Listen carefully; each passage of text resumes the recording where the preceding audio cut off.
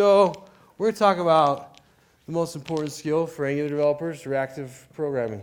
Who here's like, I got reactive programming in Angular? Who thinks they got it? Seriously though, come on, participate. There's no way two people think they got it. All right, well, then you came to the right class because that's what I'm talking about today. Okay, so who am I? Everyone calls me Frosty. I have a twin, so I answer like a lot of names that aren't my own name. But Frosty is my last name, so I answer to Frosty. And the thing about me is I love observables. If you haven't used them, or if you're like, I just too promise everything, hit me up. We can go to lunch one day and talk about it. Okay, so why reactive? There's a lot of reasons. Some people in the Angular community are like, this is the pinnacle skill for Angular developers. And before I had an aha moment, I didn't get that. I was like, I don't get it. I don't understand what could be so important about that, the word reactive. Because I didn't know. And when you don't know, you don't know what you don't know. Sorry. That made sense to me. So I was kind of struggling, and I didn't get it, so I was like, no, I'm going to do it the same way I did in AngularJS, the way I've done it in React, the way I've done it in Backbone before that, in jQuery. That was bad. And so I started, once I had this aha moment, though, with observables, like life changed. So I'm going to try and show what it is today. This is me trying my best to give a lesson that I didn't get when I was learning, okay? When I got in here, people were like, you know what? At this part of the training, just call .2 promise. Because it was like, it was easier to hand wave what was going on. And the problem is you have to code imperatively with promises. You can't reactively code with promises. There's no way to do it. It's just not even an option. And so, and that was a big problem for me. And so, but I didn't know until I learned it. Once I learned observables, I was like, okay, this is insane. So I'm going to try and show a lesson I didn't get when I was in it. And one thing I want you to know is the code that you're going to write when you're doing this reactive stuff is much shorter. Even though we're focusing on a different approach, the code ends up being much shorter. You end up writing it in a way that's called declarative versus imperative. And I'm going to define that in a second. And the last thing to know is, especially in Angular, I mean, we all know like there's Vue, there's React, there's Angular. When you code reactively in Angular, you could turn on a change detection strategy mode that makes the Angular's rendering cycle the fastest rendering cycle out there. So it's really, really important to get into this and understand it because it is how you write the most performant app possible. Let me try and describe imperative versus declarative because when I heard these words, I was like, those words, all they are is words. They don't have tangible meanings to me. And people kept harping on it. I was like, I don't care what you're saying. Just get to the code examples. So I'm going to try and show it. So I want you, this is imperative code. Okay? And this isn't necessarily JavaScript. Think of this as like some sort of pseudocode. Okay?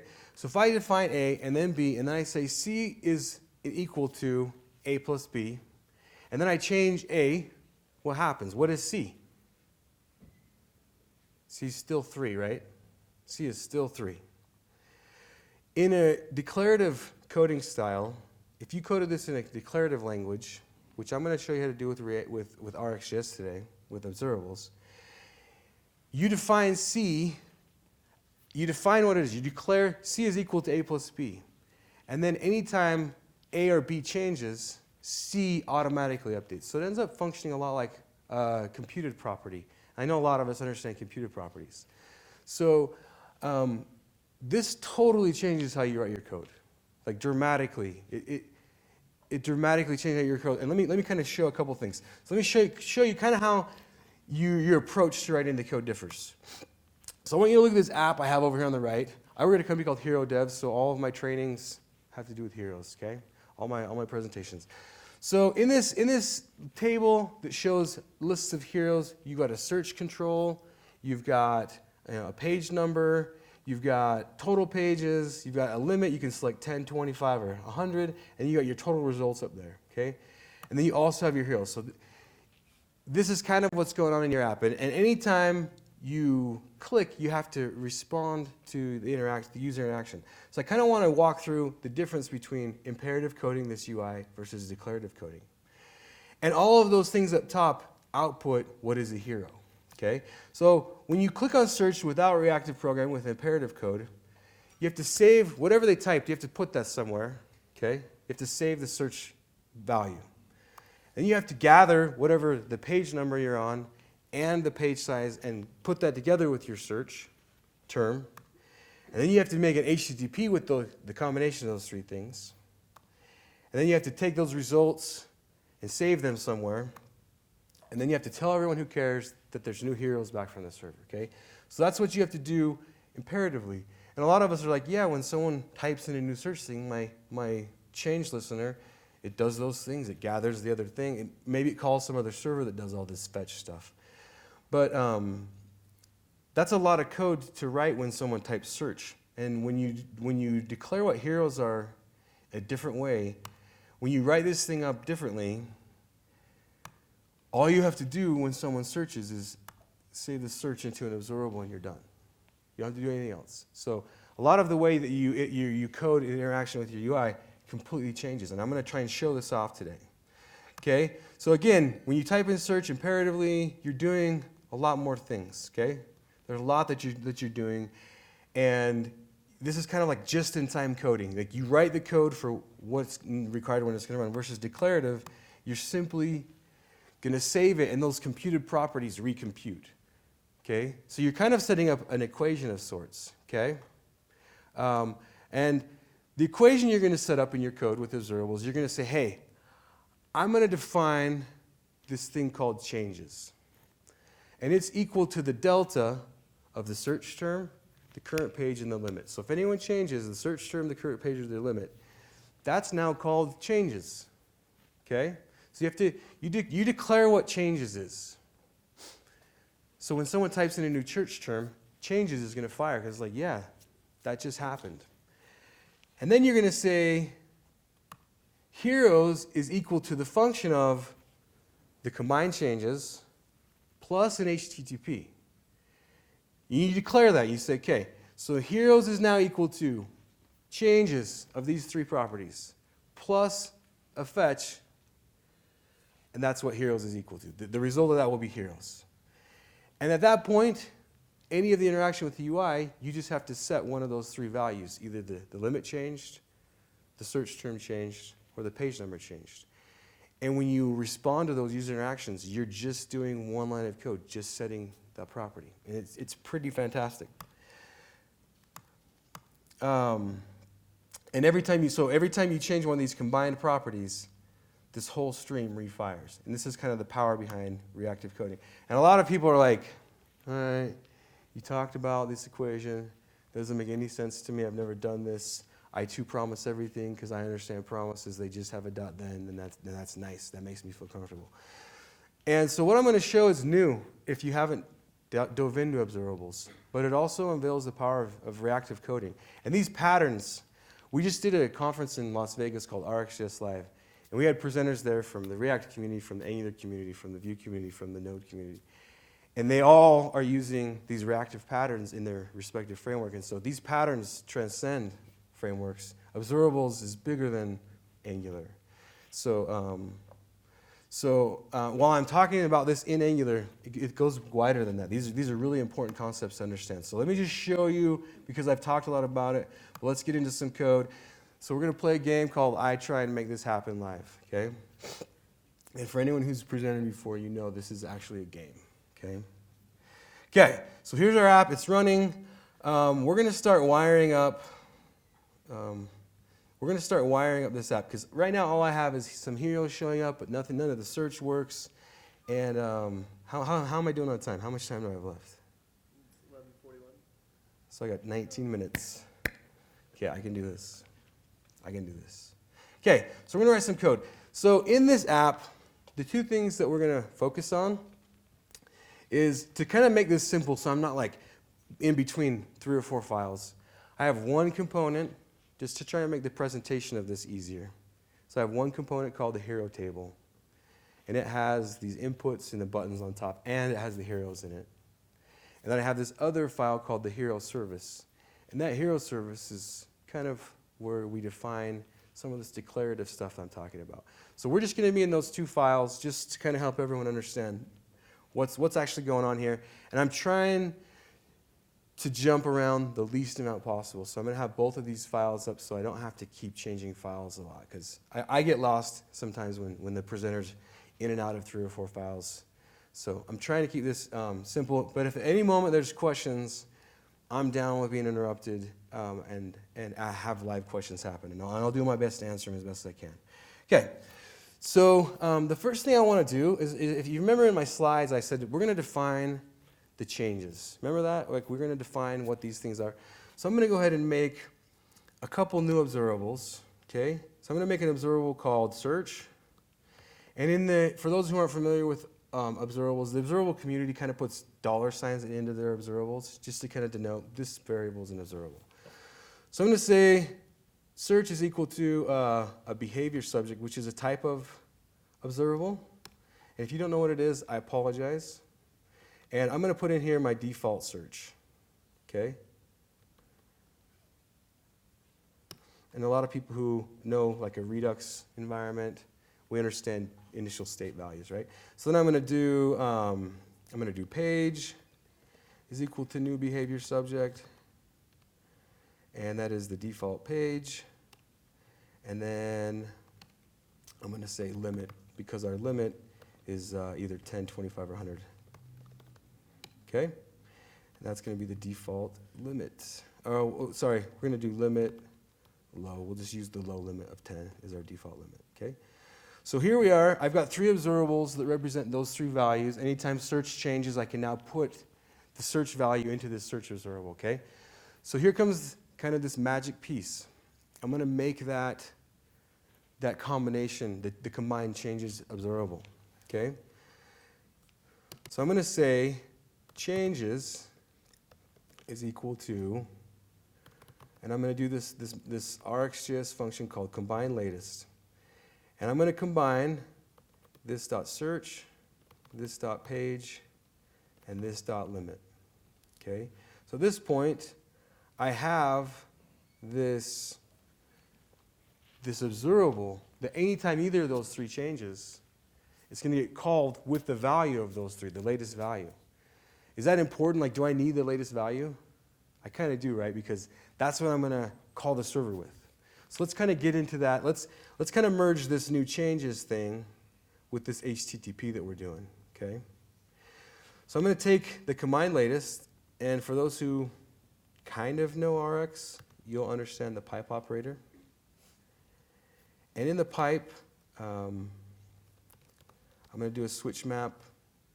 And again, if anyone wants to talk about what these operators are after the fact, I'm totally down to stand out in the hall and kind of talk this stuff through. But this switch map is going to get an array with those 3 values in it, okay? So we're going to get search, page, and we're going to get limit, okay? So inside the body of this, I'm going to just return this thing, okay?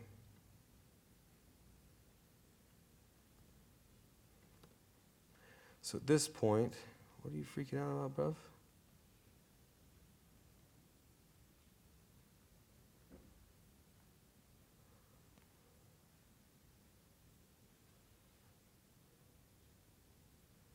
Oh, yeah, my bad. Okay, we're good. Sorry, that was weird. Thanks, TypeScript. Okay, that would have been a weird presentation if it were not for TypeScript, so that's awesome. Okay, so now I'm going to substitute in these 3 variables, page, limit, the search, the page, and limit. So instead of our search, we'll say name starts with the default search. Okay, the offset will be the page times the limit. And the limit will be whatever the limit is, okay? So at this point, we've taken these things, we've given them all 3 values, and we've got the changes. So I'm going to go ahead and bring this up to the top, and then we're going to change the name of changes to heroes, so that the rest of the app that's listening to heroes just works. Okay? So now we've defined heroes is equal to the combination of those three values, and then you switch that for an HTTP call. So that's all we're defining. Now we're actually going to get an error right now because the API errors if you send an empty string. So just to kind of get past that, I'm just going to start the default with Iron Man, okay? So, awesome, we got an error. Oh, there we go. We just have slow internet. Okay, I freaked out for a second. That got really scary for me real quick. Okay, so we have those three things. We've kind of declared what heroes are. Every one of our heroes right now starts with iron, so we can see that that's kind of working, but I'm going to wire this up to the UI so we can kind of start to see how we would code this in our own project. So first, let's wire up the search term, then we'll wire up the page, and then the limit selector. So let's kind of start wiring these things up so that we can at least start searching and watching this happen. So so we've got our heroes over here, but I also want to wire up our search term, okay?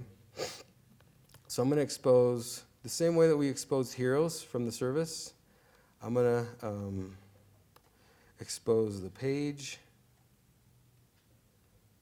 and stop, yo. And then we're going to do the limit. Oh, sorry, we need to do the search. And then we'll do the limit as well. Okay.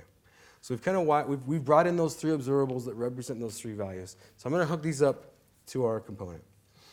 So for our input, what's the value on the input? What's the attribute on the input you set to get the value in there? Does everyone remember? Like on an input element, React people know too. It's called input, it's called value. So I'm just going to bind to the value, okay? So we do angular binding, and we say, hey, I want you to take my search observable, and I want you to use the async pipe. The async pipe is one of the keys to being reactive in Angular. You give it an observable, and for those who know promises or observables, normally to get a value out of a promise or an observable, you have to say this dot search. If you want to get the value out, you have to subscribe to it. And so the subscribe call is the same as the then call for promises. Except for the then, it only fires one time. Subscribe can fire multiple times, okay? So anytime search is updated, the subscribe will re-emit with the new search value.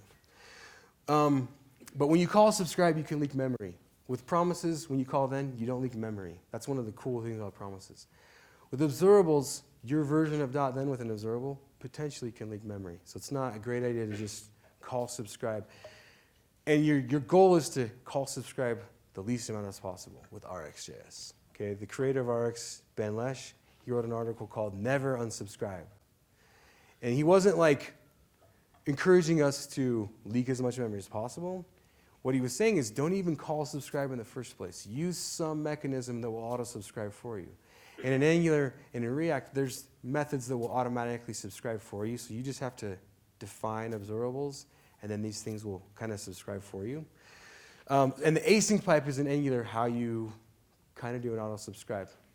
And if anyone's like, hey, I don't understand subscribe, it's the same as .then, except for it's going to fire more than once. I guess that's all I'll really say.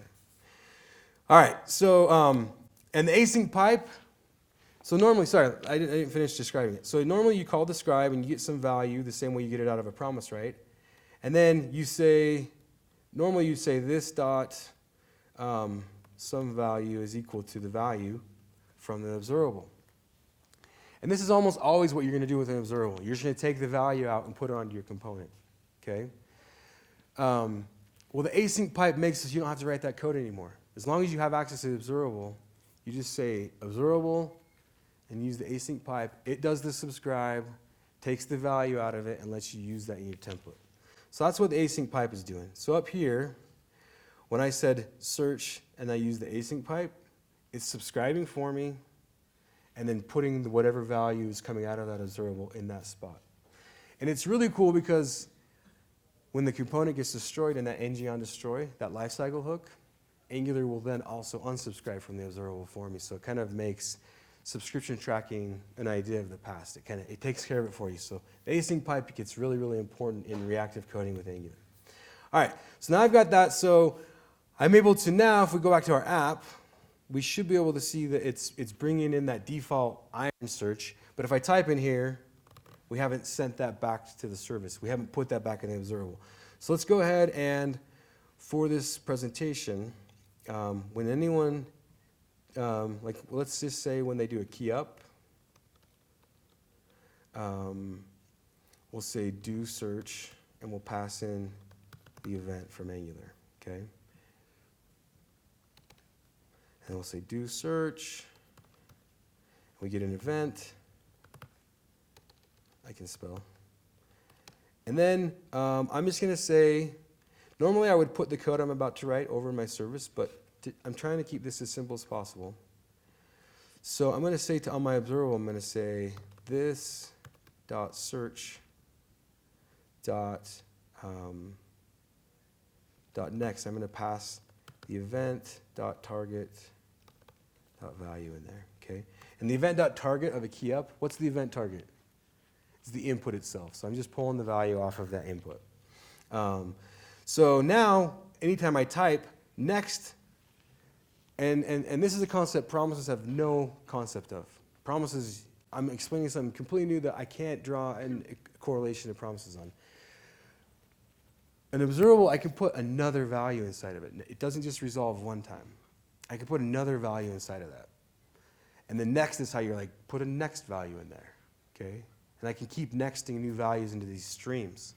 And that's another thing I want to teach is when you're learning about observables, about RxJS, about reactive programming, it doesn't really matter what language you're learning it in. This stuff comes from .NET. It's now in Python. It's in Go. It's in Java. It's in Kotlin. It's everywhere, these reactive ideas. And everyone refers to these observable things as streams. So if you ever hear anyone say the stream, that's kind of the same thing as saying the observable, okay? So if you hear that. Another word that you kind of need to know, okay, these three things mean the same thing, is sometimes people call them pipelines. Okay, so if you hear those things, we're kind of talking about the same concept. Anyway, so I'm just going to say, hey, anytime someone types do search, just put the search into the search observable. That's all I want you to do. Normally, I would do that over in the service because I don't like people putting values into my observables outside of the service. But to keep this simple, I'm just going to do this. All right. So now, when someone does a key up inside of our input, it's simply going to put the new search value inside of that observable, right? And because we defined the heroes equal to the combination of the search, the page, and limit, because the search changed, this whole entire stream is going to refire. We're going to get a new request to the server, and the new heroes are going to come out the bottom of that funnel. So let's go ahead and kind of walk through that in the UI. So if I say Hulk, and I don't have dead internet. Is my internet dead? Okay. It's going. No. What up, dog?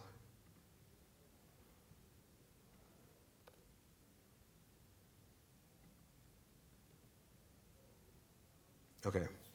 So there we go. So if I say Iron Man, it kind of whittles it down. If I say Hulk, oh, because I'm not counting. Let me write some code real quick. Be patient with me. I have to handle that empty string scenario real quick. So 1 second. Over here where we take the parameters, I gotta take this params thing. Sorry, I know everyone's like, come on, man, do it better. Const params is equal to this thing, and then we're just gonna do params in there. And I'm gonna say if search, then params.name starts with is equal to search. Otherwise, come on, man. Just to get through this presentation, I used an any. If I get punched in the knees, I understand, okay? Okay, so at this point, now I should be able to go back to the app and be like, let's go back and do empty and do Hulk. Okay? Okay. So I want to point out something really, really cool that's happening here. A lot of us might not have saw it. I typed Hulk, that's 4 keystrokes, true? I didn't debounce my HTTP request. Did anyone notice that? So how many requests to the server did I get? I got 4 of them, right? So I got the first one with just an H. I got another one, and that one came back really fast before I could actually do the next keystroke. And then I got one with HU, and before that one came back, I typed HUL, and then I typed HULK. Before HUL finished, I typed HULK. So see how they're in red? You guys see how like these things are in red? So that means that they got canceled. So when you code with observables, and this is something that's well nigh impossible to do with promises, like borderline, it's difficult. Lots of code to do what I just did. Because in this switch map thing, anytime a new value comes into this switch map, it's like, hey, if I didn't finish this last HTTP, cancel the request. Okay? So it goes in and cancels it. It throws that request away. This is good for a lot of reasons. How much time do I have left, by the way? It's like 3 minutes until noon. Okay, so I got 3 minutes. So that sucks. There's a lot more to talk about here. When you code this up with promises, like you're basically like crossing your fingers that the results come back in the right order, because you can't cancel them. So let's say the 4th one comes back before the 3rd one. What's going to happen in your app without a lot of extra code to check for this?